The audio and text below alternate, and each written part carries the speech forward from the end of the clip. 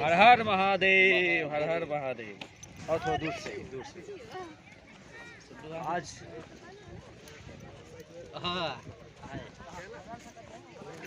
नमस्कार।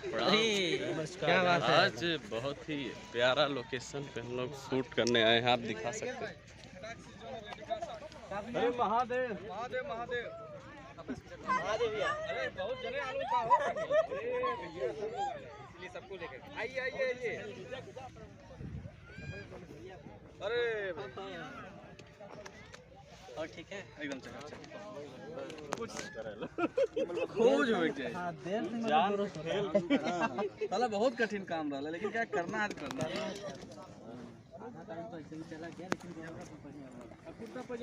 बहुत ही प्यारा सा सेटअप तैयार किए हैं हम सब लोग। आइए आप सबको दिखाते हैं। यहाँ पे बहुत ही प्यारे गीत की शूटिंग होने जा रही है।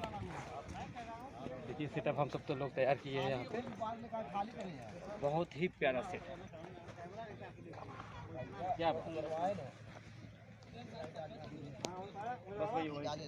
वही लगा रहा ये यहाँ से के लाल करते रहे ये बात सही है ना ये सब बहुत प्यारा बना है। अच्छा खाट यहाँ पे रहेगी ना पकौड़ी, खाट यहीं पे रखिएगा।